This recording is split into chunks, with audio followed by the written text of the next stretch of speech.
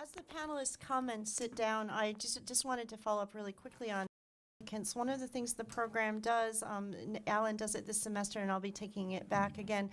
If you are a reapplicant and you did not get in on your first try, we will meet with you and talk through our impression of your materials and what you need to strengthen them. So if you are reapplying, please do not hesitate to be in touch with us.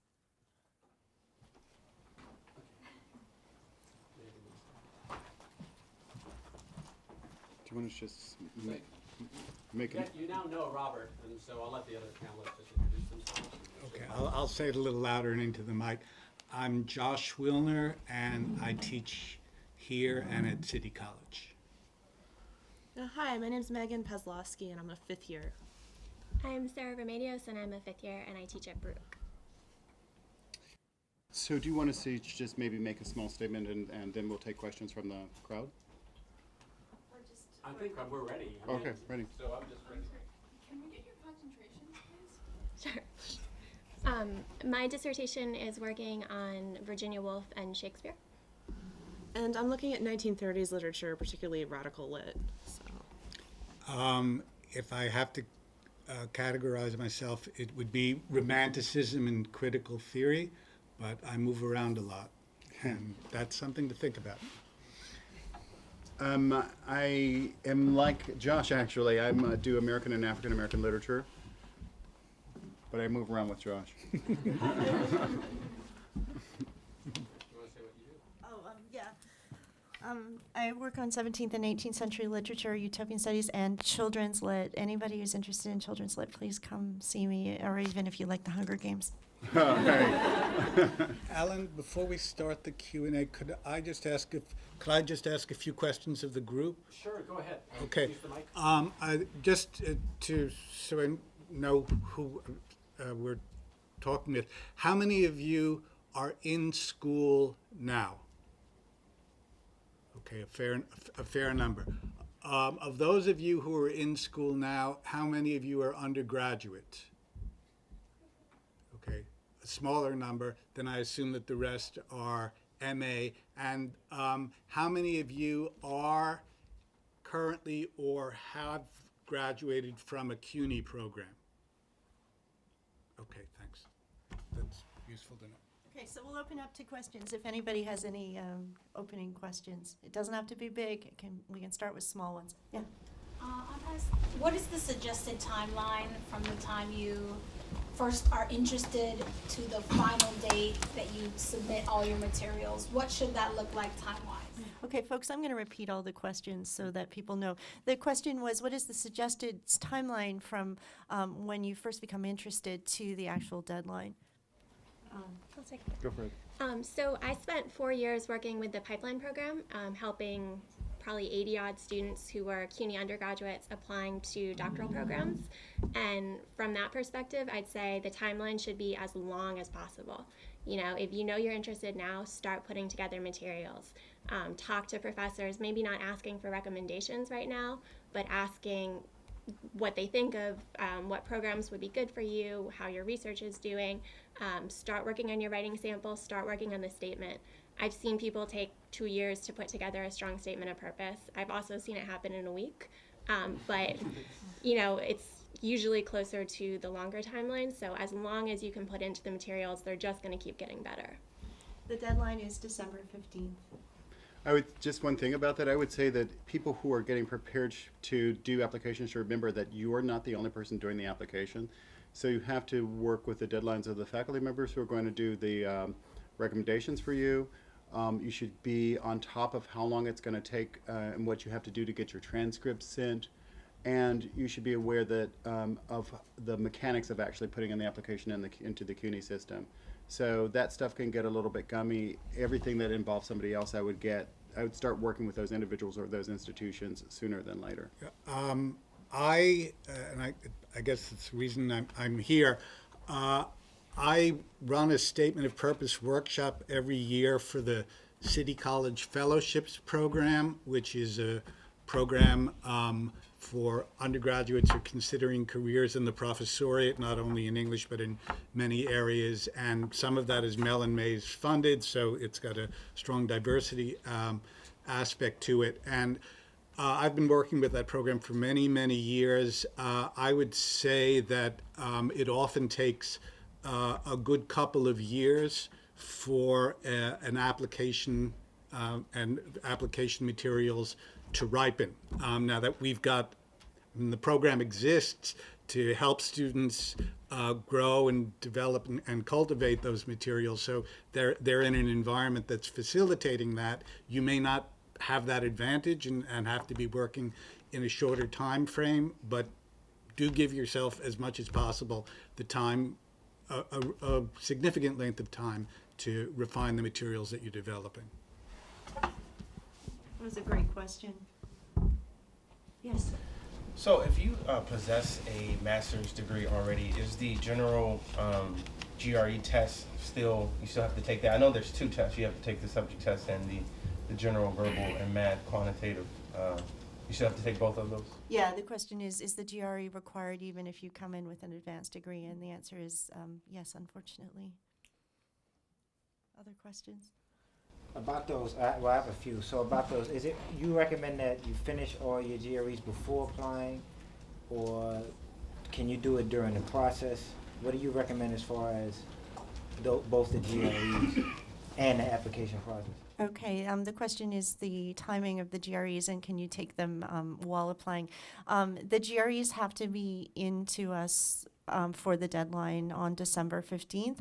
We're extremely firm on the general. We have been known to not worry that much about the subject, but I would urge you to get that tidied and squared away as soon as you can. We have accepted students who are still in progress with the subject, but we've been particularly lenient for students who are overseas.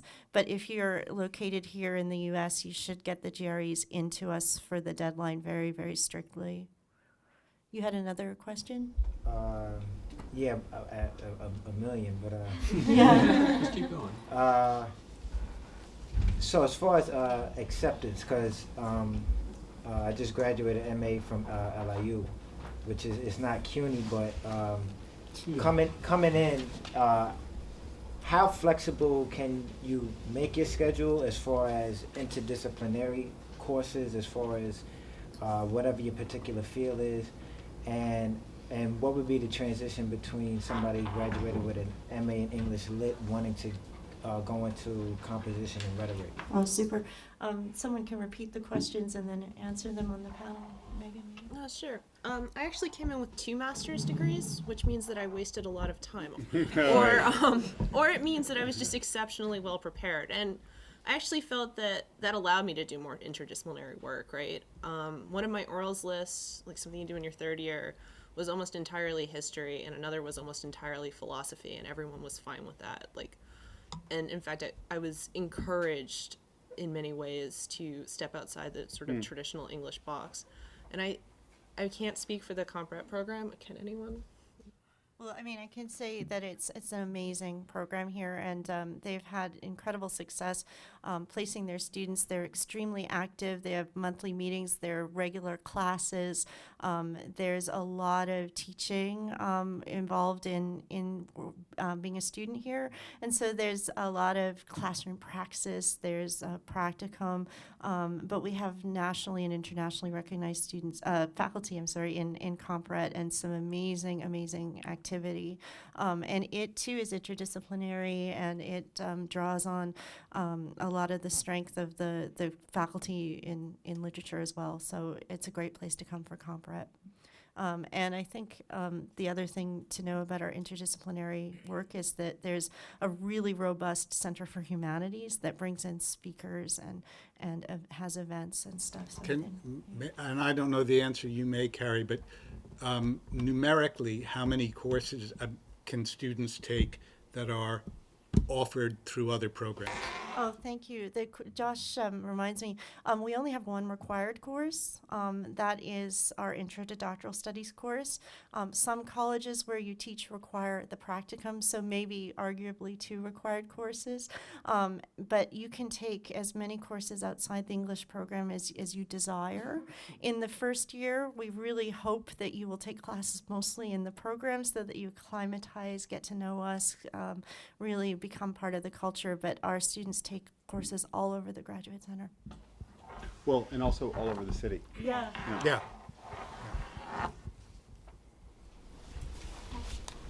Can I continue to work full-time? I graduated a few years ago and I'm working full-time and I enjoy my job and I want to keep it. You know, what's the time commitment going to be like?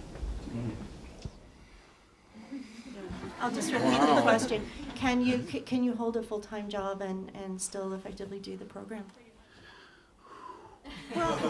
To be honest, I think it depends on what kind of person you are. I would not be able to hold a full-time job and still do the program, but I know several people in my cohort who have and thrive on it and have these little schedules and beepers that go off and have scheduled times when they do their reading, and that works well for them. And if you love your job, you can make it work for yourself, I think. I will say, and many of us disagreed with this policy change, but the Graduate Center, at least in English, perhaps for other programs, only accepts now students to whom it is giving full funding.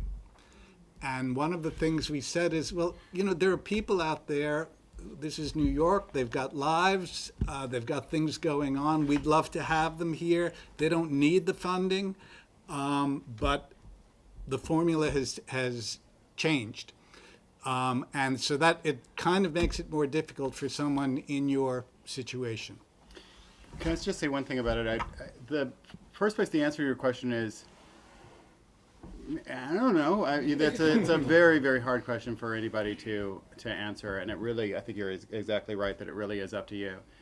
I want to just reiterate what Josh has said, that we're now going this year into new waters with that, because this is the first year in which the grand majority of our students, every one of them is going to be funded and more or less at the same level. And the idea of that, the logic of it was that students, in fact, have been teaching a lot in CUNY schools, and now, for the most part, the incoming classes are going to be teaching less. I think that there's another thing about it, obviously I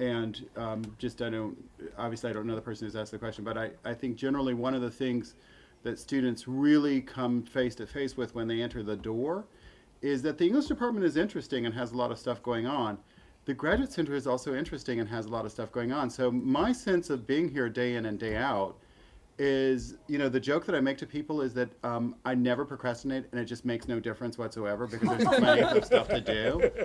And so I would consider during the first year especially, just allowing yourself to be part of that thing, to sort of get swept up in the bazillions of things that you will be asked to do, needled into doing, the many options that are available to you, and enjoy that. And maybe if you have the ability to put that as a central place in your life, that's something that's not necessarily going to come again Absolutely. in your profession, in your career. But that being said, please shoot us an email and we'll connect you to people who are doing it. I mean, I think that's the best way. A lot of times we'll talk to prospective students and they'll have a question, and I'll say, I know someone who can answer that, someone who's living that scenario. For me, I think one of the biggest things, and what's odd is that I guess you would think that the thing that you're supposed to be worried about are, you know, the parts of the application. But for me, it's always been, what am I supposed to like the reading, you know, coming in, and especially as an undergrad, because when you're in an MA program, usually there's, you know, it's either they focus on content or, you know, your own original idea or a thesis or whatever, something like that. But in the undergrad, and I guess like with CUNY, like I've had maybe 2 theory courses, and one of them was kind of, you know, odd. It was like we like she was a Victorian, so we focused on like Victorian novels and a little bit of, you know, theory, you know, from like the Norton copies. And then my other class, you know, we went over a couple of theorists, but it was kind of, you know, broad in general. And for me, I had, like, do I know enough about Foucault? Do I know enough about Derrida? Do I know enough about, people that, that are in now? And if I come in, how much more reading am I going to have to do? And it's just like, Yeah, the question is, how do you know when you're adequately prepared in terms of your intellectual background and your theoretical background? A huge question. I'm turning it over to the panel immediately. theory. Okay, well, first things first. If you're already stressed about your how much Foucault you read and how much Derrida you've read, you've probably read a little too much Foucault. and a touch too much. Just back up. Back up. Just put it down. Leave it there for an evening, okay? It's going to be all right. The reading is sort of cockeyed. It can be crazy. There's no getting past that. I think every semester, someplace in the semester, I'll be doing the reading that I've assigned, and I think, what the hell was I thinking? This is far too much.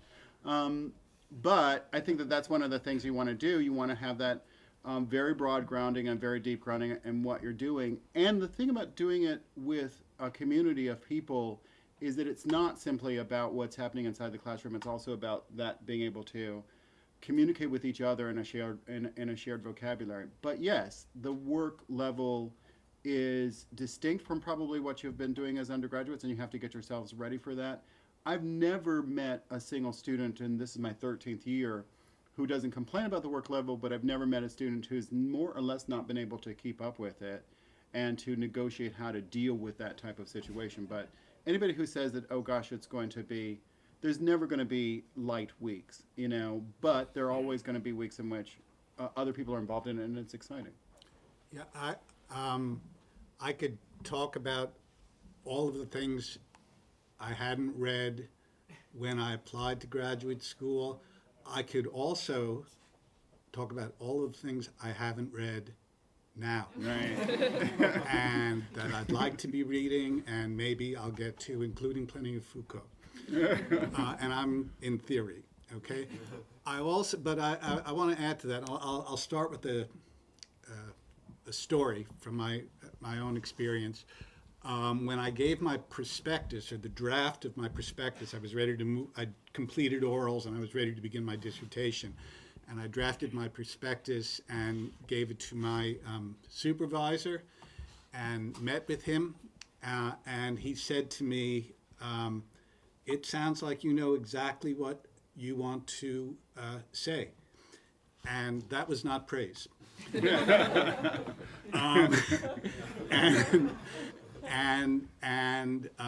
I, fortunately, I could say to him, "Well, I wrote it that way because I don't have a clue." But the point is, at least for me, it's been a while since I've been on the admissions committee. When I look at an applicant who is like super professionalized already when they're coming into graduate school, I kind of wonder, well, what surprises is this person open to? Okay, so originality, intellectual sophistication, some sense of the game, sure, but I wouldn't get hung up on those sorts of things. I'll just say I came in straight from undergrad, very young, had not read a lot, didn't have a problem. I think I sat in my first class and had a panic attack as the teacher was talking, just of like all of the things we had to read. And I went to her office hours the next day, and she wasn't there, but her dissertation advisee was. And she just like gave me a hug and was like, "It's fine, go to class, don't worry about it." And she was absolutely right. It feels intimidating. It'll take you like a month to get used to it, but absolutely, you can catch up quick. You also might not need to catch up. When I came in, my advisor told me to read less theory. He thought that my brain was rotting. Like, he was just like, "I'm taking your Foucault away." So he'll be happy to see you if you feel like you haven't read any. So. Yeah, but that gets filled up with other stuff, so, there's plenty of stuff. The thing is, I think that you can't come in with the assumption that, gosh, there is a body of literature that I better know or I'm going to be in trouble, because that's a moving target. Right. So there's no single member of the faculty who's reading the same thing every semester. You know, and so we are ourselves developing and growing. So what we're going to be reading one year is not necessarily the same thing we're reading all the time. And since I've been here, there have been new waves of theoretical stuff that in fact the students have been so much more advanced on than I have been, that problem of, gosh, there's this thing that you got to get, it's just not the reality about what happens. It also depends on my graduate program. You know, like each graduate program has its own trends, even within the English department. Like, I've been in 3 so far, and you know, Agamben is bigger here than it was at the school I got my master's at, or one of the schools I got my master's at, and that's fine and that's okay. It all kind of comes down to cocktail conversation anyway. As long as you're reading the stuff that's important to what you're interested in, there's so much to read. So my question kind of speaks to that a little bit. In terms of admitting applicants, obviously you're trying to come to some sort of diversity, whether that is in youth and experience. What is, if there is, I guess, if you can term it this, an ideal experience that a student would have in terms of, okay, do you favor more teaching experience or more publications, or even just work-life experience in terms of, okay, we really want this student versus this student? Okay, so the question is, do we have a sort of ideal student in mind in terms of the balance of experiences, work life, or the kind of general identity of the student? I think, you know, one of the things that's so great personally is, I think our great passion is for the statement of purpose and the writing sample. I don't think any one of us have ever lost a single moment of sleep about the GREs. I don't, and I don't spend a lot of time with the transcripts unless they're narrative, in which case they can be a little juicy. But I don't think any of us sit up and go, oh, that transcript feels a little bit. So it's really the statement of purpose and the writing sample. And so we're looking for people who have a passion for the work, have a background to do the work broadly speaking, and who are connected to the work in their lives. And that's, you know, what I have to say, but I'll turn it over to the panelists. I'll just say very brief. You know, maybe I'm blind about some assumptions that I have and I'm not aware of. But for me, there is no ideal. I'm really interested in each candidate as an individual and the particular interests, which I can't predict, that individual presents. So I have no ideal to reference. I think as an applicant, worrying about what the ideal is they're looking for can damage you in terms of going into the statement of purpose. Because if you start apologizing or feeling defensive, you're really going to undercut your own strengths. You know, you have to focus on what you have, what you're bringing to the table, and how you can best sell that. All of you, if you're here, you're passionate about what you're doing, you want to do the research, you want the job. So, I mean, think of it as if it's a job interview, you get to control what questions they're asking. It's not them looking for someone ideal, it's you telling them why you're an ideal fit. I can tell you my ideal candidate. I can't, I'm sorry, that all said.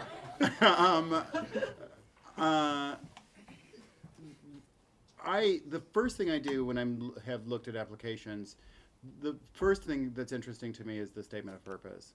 That's a huge matter to me, and I think, is this person passionate? Is this individual, do they have some background in what we're doing, and are they going to be able to move forward and do interesting stuff? But one of the first things I really am concerned about is this person going to be not so much some clear-cut fit to our program. I don't know that exists, but that they really want to be here, and that they really know what we are, they know what we're about, they know what our strengths are, they know what there's that we have available to offer, and they are specifically coming to a place that interests them on that level. And I think probably most institutions are concerned in those statements of purpose about whether or not the person who is trying to come into the program actually has done that research and knows that he or she is going to be right for that place. And it becomes it's not immediately obvious, but sometimes you get this application, you read their statement of purpose, and you think, this individual will be great here, that there's these faculty for them to work with, there are these students interested in these things. And if that's you, I would say that straight up off the bat. If this is a place for you to be, you know how to make that clear. I would make that case as clearly as possible. If I could, I'd endorse everything that Robert has said. I'd like to add one thing about the statement of purpose. I haven't sat on the admissions committee in a long time, so maybe what I'm going to say is incorrect and I should be corrected. But, you've got a small group of overworked people working their way through a large pile of applications. And the statement of purpose is shorter than the writing sample. Yeah. That statement of purpose, so, there's a certain amount of winnowing that goes on about what are the applications I'm going to focus on, all right? And the statement of purpose is a factor in that. So that's another reason why, apart from the fact that it's an important place to project your particular passion and interest in this program, it's just a kind of decisive factor in the admissions process. And generally, our students have pretty eclectic interests. I mean, we have, wild-eyed aesthetes and, powerful activists and, practicing poets and people who are interested in, genre and form, in archive and recovery, in pedagogy and teaching. I mean, the vast range. And we're a very big program, so we can encompass a lot of different orientations. One thing I wish I'd known is that there are students on the admissions committee here, and I don't think that's true of all PhD programs. And so when you're writing your statement of purpose, it might help to think about the fact that here at the Graduate Center, this isn't being read by my mental image of like 70 old dudes in a room, I didn't know anyone as gorgeous as Professor Reed Farr would be on the committee, right? Yeah. I was kind of picturing like the dead white guys of canon, in a room somewhere and looking at me scornfully and wondering what I had to contribute. And instead it's, we're very much alive. Some of us are from similar backgrounds as you, some of us aren't, but. Although the other problem with reading applications is it's in January, so it's really cold out, and you cannot drink while reading applications. So it becomes really complicated. You have to put. Oh, okay. So. Oh my God. But it is also. I mean, I really think for me, an ideal applicant would have to be a really good writer. I mean, and that encompasses a lot of things. But I think our students are fantastic writers. I mean, they're really keen on research, but it's a pleasure to read their stuff.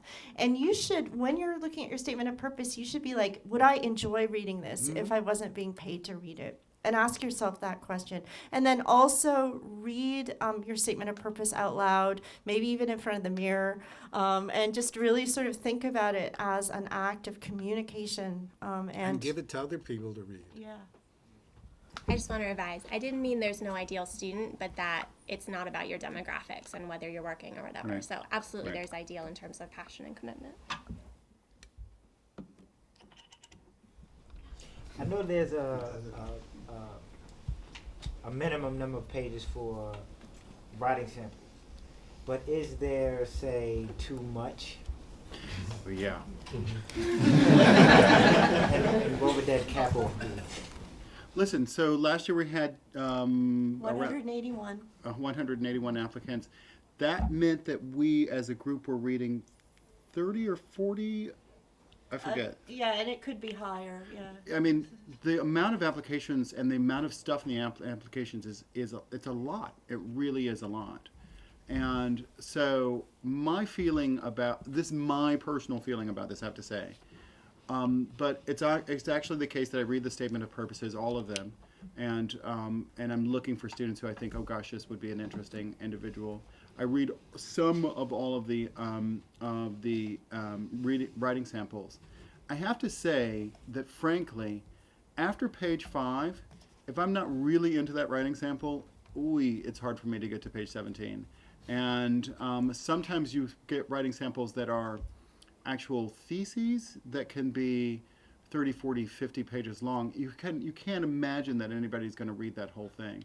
So I think that you should not be turning in short things, but I think that, my sort of fantasy of it would be a seminar paper length, but It's 15 pages, so do observe those page limits. the 15-page limit, and be into your argument by page 2, frankly, or page 5, and have and bring your reader through to the process. And if someone who I deal with this all the time, just when students writing papers, somebody who's writing too long is forgetting the fact that they're making a claim on somebody's attention, and that's an issue.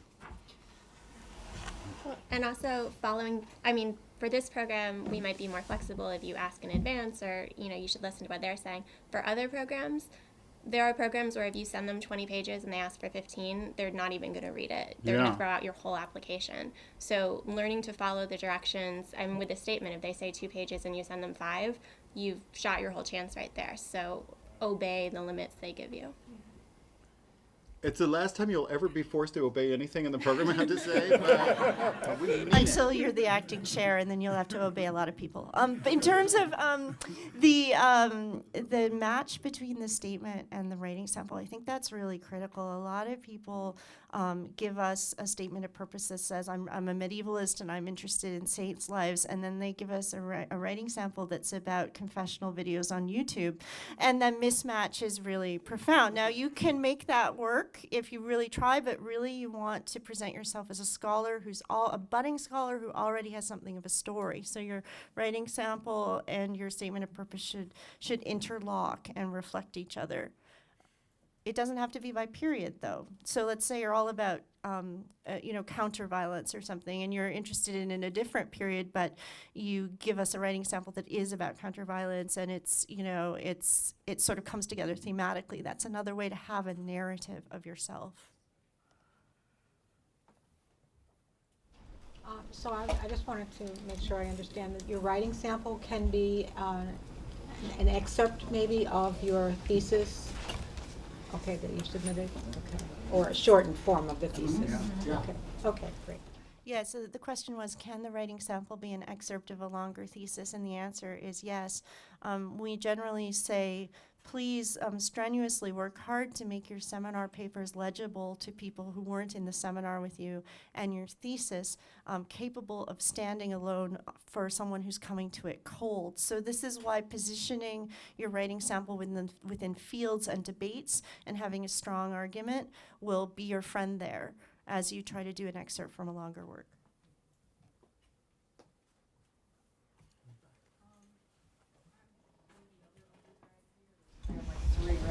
I'm sorry, can you stand up? We can't hear you at the front. Yeah. So the field that I want to do is lit in America from 1980 to now. So because it's such an unusual thing, and there's really not a lot of, research and stuff coming out yet about 21st century literature, would there be a place for me here?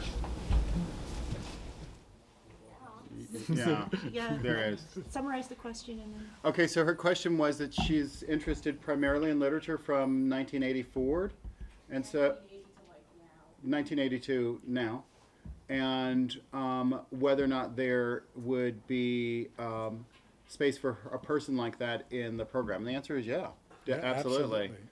For one thing, one of the things about the program and just about writing is that this is a program that values. I'm going to now say a totally nonsensical sentence. An English program that values writing. Well, yeah, but there are a lot of people among the students and among the faculty who are doing all types of experimentation in various forms of writing, including critical writing. And there are a lot of people who are actively producing poetry and fiction as well. We're obviously not a creative writing program, but we have a lot of people who are both critics of various types.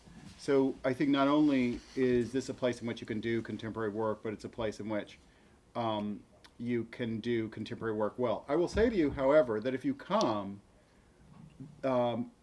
I will remember you and try to force you to go to the 19th and 18th century, because one of the things that I think helps you to be a better scholar of at least modern American works is a deeper understanding of those literary and cultural traditions. There's a lot of people working in genre and form, and here I'm looking at Jonathan Gray, who works on graphic novels, so an emerging form, who is speaking next month, and who spent a great deal of his time last weekend at Comic-Con as a practicing journalist. So, I mean, it's just infinite. Come study children's lit with me, because there's a lot of stuff going on right now. Someone else? Yeah. So 2 questions. For those coming out of master's program, how many credits would they take if you're coming into a PhD program? And for those who are current students, what exactly is that transition like from grad to post-grad? Okay, good. I'll answer the quick one. We accept up to 25 credits of transfer credits from an MA, as long as they map roughly onto our courses, as long as they're not in, say, statistics or, something that's really not English. Carrie, it's important to say the 25 out of a total of how many? Oh, yes, okay. Thank you, Josh. 25 out of a total of 60 credits that you complete in the program. Thank you. And the second question was about the transition from undergrad and master's into the doctoral. So, I guess that's me. To be perfectly honest, I was like a little bored at first. Like I felt like I'd spent a lot of time in grad school already, and I probably should have taken a year off. It took me a while to find my feet in that sense, because I shouldn't be telling everyone who's applying, but we did talk about the importance of maybe working on your application longer. So if you think maybe you want a gap year, that might be a good thing. I didn't find it hard to, I was just going to more classes in a way. It's just, I didn't find that there was a big difference between, say, an MA in literature and working on a PhD, other than the fact that people here are nicer than they were at my last program. yeah.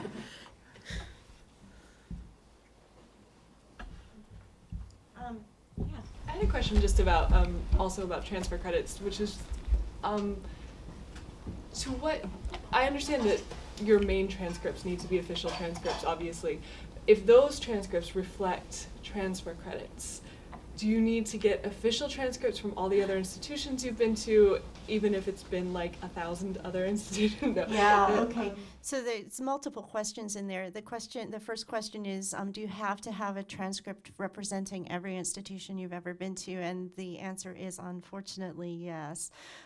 Please remember that a master's degree is not a requirement for our programs. So if you are doing a master's degree now, to get accepted, you only need to send your transcripts in progress. And if you are applying, you only need to send your transcripts in progress. And if you are accepted, then you will need everything completely official at that time. And transfer credits are actually not counted or credited until spring of your first year for complicated reasons. So we get so many questions like, what are my transfer credits? And our answer is wait till April and we'll have that conversation then. It's kind of like asking your parents for the facts of life. We're like, we'll be back to you in spring. Yeah. Yeah, so is there a recommended plan of action, or what should you be doing rather after you apply December 15th and I guess you get that notice whether or not you're in or not? Obviously just relaxing and not thinking about anything else, but is there any other preparation that maybe you should be doing to say, hey, look, I'm ready to kind of run in through the doors? Well, so you're talking about getting to one place or getting into more than one place? Well, no, this place, specifically here, say, okay, so December 15th, I applied. I don't hear back from you guys until April, right? Oh, no. You hear back from us kind of mid to late February. Yeah. So that here's, if you're interested, here's the timeline. You meet the deadline on December 15th, and then we sit in our Lonely Corners reading in January, and then we meet together in early February, and that's the first round. And those are the subcommittees that score and look at the overall applications, and then those applications that make the first cut go to field readers who rank them, and then we make initial offers of admission. Now, the first offers of admission doesn't, if you don't get the initial offer of admission, that doesn't mean you will not receive admission and funding at a later date, because strangely enough, not everybody who we offer admission takes us up on our offer. Let's all do the frowny face. Wrong. So last year we made 36 offers for 24 seats, and in the past we've made as many as 40, 50, 60 offers. It's just more and more people are taking our offers because the money is a bit better than it was. But you might be 30th on the list and still get a seat.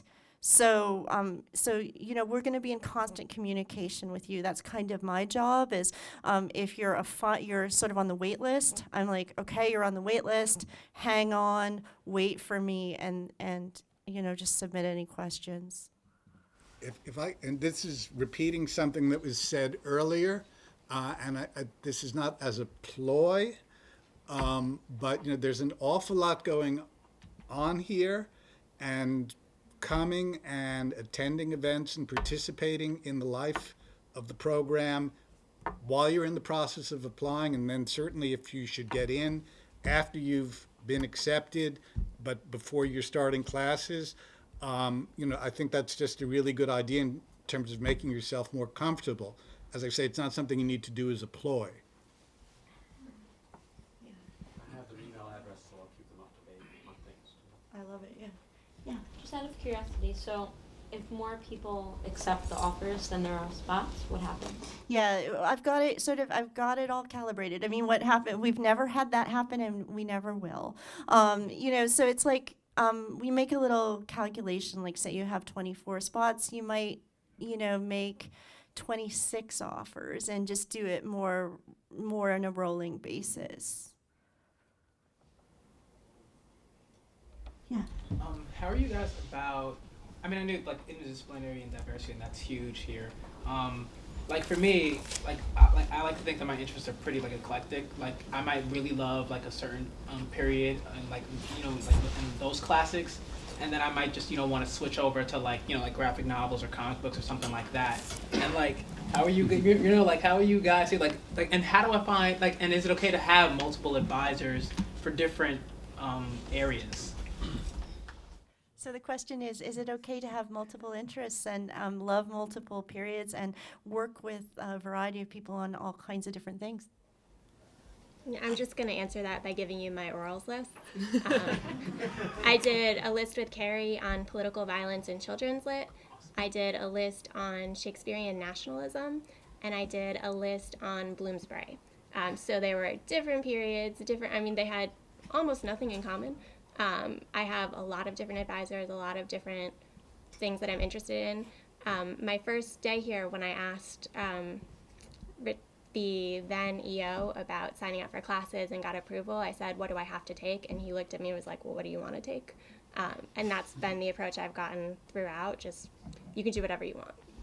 Yeah, I taught American Lit and British Lit the same semester at Queen's College, and at no point did anyone say, well, you can't do that, which I think would happen in a lot of other programs. They just accepted that I liked both immensely and had done research immensely on it, and that was great. So. And I think there are people who come in with a pretty clear sense of where they want to focus, and that continues. Some of those people come in with a pretty clear sense of where they want to focus, and they actually end up writing their dissertation on something completely different. And then there are people who come in who you can't be clueless, but who have a range of interests that they're still sorting out. You should definitely define a project and an area of inquiry, whether within a period or within a methodology or a theoretical methodology, because, you can indicate sub-interests, but you should sort of focus on something for the purposes of the statement, because part of what we're looking for is the ability to define a project and an area of inquiry. Yeah, I guess I just wanted to, thank you for saying that you're not, however, signing a contract when you do that. Okay, so the thing is, the question is, if I define an area of inquiry, does that mean that I'm bound to it, or will there be any moral shame connected to experimenting? And the answer is emphatically no. I was wondering if you could talk about, you mentioned that the funding structure has changed, and so kind of the teaching opportunities that are available still, and if you all could discuss what it's like to be teaching and going through your doctorate process at the same time. So I'll start by doing the technical aspect of that. So the question was, what is the funding like, and what is the teaching load, and then I'll pass it to the panel. So now we have. We are, as some of the panels have said, expecting to fund the great majority of our students coming in. And so our fellowship package is a 5-year package. It's valued at $25,000 a year. In each year, there is service required. Then I'll talk about the general package, and then I'll talk about some special fellowships as well. In the first year, you are a research assistant for 7.5 hours a week. And by the way, we can easily get this handout to you through Alan's email list, so don't feel you've got to write this all down. In the first year, you're a research assistant, although you can. You're a research assistant for 7.5 hours a week, and that is usually really stimulating for people, and the ability to get mentorship and connect to a faculty member. In years 2, 3, and 4, you teach at a CUNY campus, a campus you are assigned to all over the 5 boroughs, and you teach a 1-1 load, which means you teach 1 class in the fall and 1 in the spring. And you develop relationships with colleagues out there, including first-year writing directors. You will teach mostly writing and composition, but many of our students also teach literary classes, survey classes, elective classes, and even advanced classes in their area. And in the 5th year, at least for the moment, there's a writing across the curriculum fellowship where you will be assigned to another CUNY campus where you'll be working to facilitate writing across the many disciplines. So you might be kind of working with someone in the social sciences on how to do better writing assignments, and you're really there to facilitate and develop the culture of writing at whatever CUNY campus you're assigned to. We also have another fellowship, the Presidential Magnet Fellowship, which is designed for African American and Latina students underrepresented in the professoriate, and that is valued at $27,000 a year. Our program typically gets 1 of those a year, and it comes with a slightly different service configuration, but there is teaching. Whatever fellowship our students have, you are allowed to teach up to 1 class as an adjunct in addition to that. On top of your fellowship. Now, there's pretty strict workload, so you can't go and teach 5 classes a semester or 3 classes. You wouldn't want to, but you are allowed to do a little extra teaching. So sometimes people are like, "Wow, this opportunity came up, and I'm going to go and do that class." Do you want to go? I think this is the part where we're supposed to complain about teaching, and I have to say that I love it. I didn't find that it was a huge, time suck for me. I think some people will tell you that it's exhausting, and they're probably right, but I don't know, I found it inspiring, right? It was great to be able to teach these classes that I had put out the syllabus. We were reading things I was interested in. We talked about them. It was a privilege. It made my work better. As long as you don't allow it to take over your entire academic life, I think that it's an incredibly valuable experience, and I hope you all like it too. It's definitely a balance, and some semesters are a lot better than others, depending, a bigger class usually means a rougher semester. Sometimes your students are better prepared than other semesters. But as Megan said, it's been really rewarding, and I find that it makes my work better. For example, I was teaching a text earlier this week that was tangentially at the time related to my dissertation, and then I realized this morning looking over the teaching notes it's a whole chapter. And I wouldn't have gotten there without my students' contributions in class and just thinking it through and talking it out. So I think it's a great opportunity. It can be rough, but it's worth it. I will say that, oh, sorry. No, you go and then I just want to add. I was just going to say that I do not think that the experience is very different depending on what school you're placed at and how much support you have. So later on when you get your teaching assessments, it'd be good to talk to someone who's specifically at your school if you choose to come here, because they will be the one who will be able to talk about it less generally. Like, all I can say is that I had a great experience at Queens College, and I learned a lot about being an academic there. Yeah. This is actually something about which I have fairly strong feelings. I don't know that they're shared by all of my colleagues, but on the one hand, we're a program with national standing, and our standing is growing from year to year, and we're proud of that. We're also we're in New York City. We're a public institution, an institution that has an historic mission that goes back a long time. The banner words are to educate the children of the whole people. If you don't care about that, this is not the place for you. I'll say that. Yeah, I'm on board with that. I mean, I think that we all agree with that. Yeah, I think yeah, and also the other thing is that I ended up as a faculty member before I was appointed at the Grad Center collaborating a lot with the grad students, like actually co-writing stuff with the grad students who showed up at Queens College before I was even teaching here. I just wrote a 500-page textbook with one of them, and that was great for me. It was great for him, I think, and he had all these relationships that were not connected to his formal schooling, and he was a full-fledged colleague out at Queens College, and could use it to also escape from some of the pressures of life in the city, and it was neat that way. In terms of the assignments, so is the onus upon you or to kind of develop those relationships, and even if you have some relationships within the CUNY schools, would you be, I guess, prevented from staying at that place or developing those relationships further? You say, hey, look, I want you to go work in Kingsborough, but you really, you like John Jay or something. Yeah, okay, so the question is about placements and the level of choice you have, and especially if you're already embedded in the culture of a certain institution. Well, I have various things to say about that. I mean, one of them is that in terms of the teaching placements, the preferences of the students are taken very seriously, but ultimately it is the institutions themselves who are kind of hiring people. So you have to be prepared to move within the CUNY system. At the same time, some people who are already embedded in a CUNY campus have stayed there even after being accepted and starting teaching. And the other thing is some people have chosen or been encouraged to move because it's nice to pick up a whole new local culture and a whole new set of mentors, and to sort of get out of the space where you were a student and just meet new people and just let them get to know you.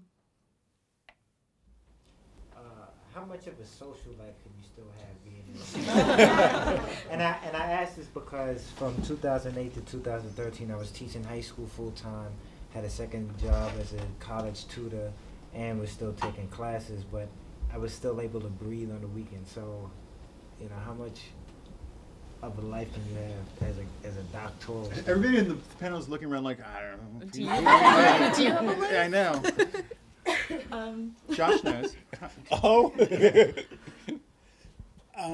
No, the student should speak first. I would say that I probably tried to combine being a doctoral student with having a life I moved here to come here, so I didn't have a real big support network when I moved to the city, but a lot of my friends are from the grad center. We have potlucks at my house at least twice a month, which is not exactly having a life, but the point is they are part of my life. We go out drinking together, we celebrate each other's birthdays. We talk a lot about school. You're not telling this. You're not selling it. I know, I'm sorry, I'm sorry. I don't know what to tell you. I'm old now and I have less of a life than I used to. And I will sometimes stay home on Friday nights and read. But I mean, but I think when we do that, it's by choice.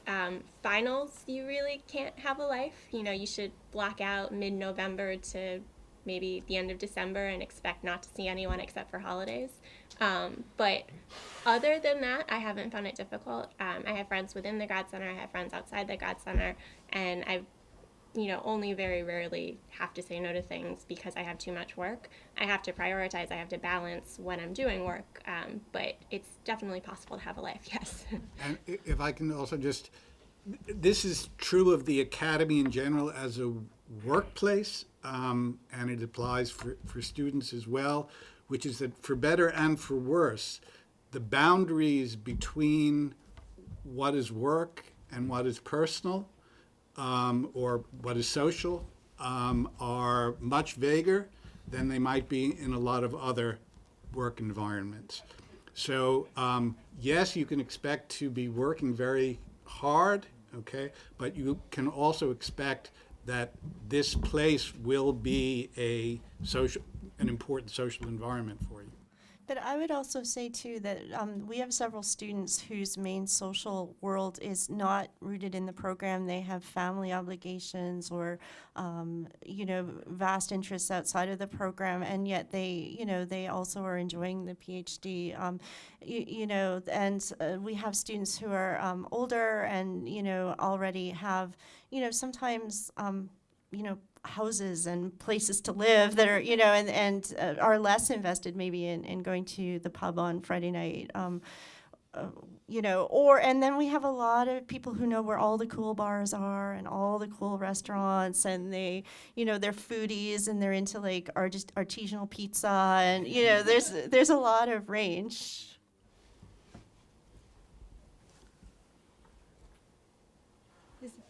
Yeah. One final? Yeah. Yeah. Okay. Do you also require a CV, right? Yeah. I know it's not as important, but obviously it would be if it's on there. But what do you suggest in terms of what to include and what not to include? Mm-hmm. The question is, what should a CV include in the application? My advice when I was doing this with students would be, when you're putting together a CV, when you're putting together a resume, think about it in terms of what purpose everything you're putting is serving. So it's easy to try to just fill everything out and say everything you could possibly say. It's also easy to think nothing at all is relevant and you haven't accomplished anything. So when you're writing it down, when you're thinking of what you're including, if there's a reason that you want the program to know it, it's a great thing to include, and the way that you're phrasing the material when you're writing the explanation of jobs, all of that stuff, you want to write it with that in mind. So, you're captain of your high school basketball team. Do you want them to know that? Maybe if you're trying to show that you're well-rounded and that you're really engaged in your community, that's a great thing to include. If it's just like a random tagline that doesn't fit at all the bigger picture, you might leave it off. But filter it by what you think is important for us to know. So you guys wouldn't be surprised if, like, let's say my CV was kind of short, right? So there are only a couple of things that I've done that are applicable to to English literature or to academia. But I've been working, other manual labor jobs for like the past 6 years, right? Yeah, absolutely. The question is, would an application committee be, an admissions committee be distressed or upset at a short CV? And the answer is no. It's not a part. You should make it look really professional in terms of the formatting and think exactly as Sarah is discussing. But we don't expect you to come in fully formed. I mean, the current prompt asks for things like publications and conference work. Don't worry about that. If you've done it, great. If you haven't, that's what you're going to be doing when you're here. So do not be nervous or distressed about any of that. At the same time, I think that non-academic work experience is also really welcome to the committee. We certainly would be very interested in seeing that. Just one thing on that. I think that especially if you have done things that are going to bleed into the work that you want to do, you should definitely have that on your CV. So we've had multiple people. There are a lot of people, for example, who have been teachers There are a lot of people who have worked for arts organizations before they come here. I remember an application from last year in which the individual was coming to get a PhD after having had a life in dance, for example. And one of the things that she was saying is that she has I don't know if this person got in or not, I have to say, but that she had a very deep connection between wanting to talk about performance arts and wanting to talk about literature at the same time. Well, that's obviously something that she needed to have on her CV so we could actually look at that. She or he, I'm not certain if it was a man or a woman. That's very good. So we will now move into the reception portion of the event. There'll be lots of time. Thank you to the panelists, and thank you for coming.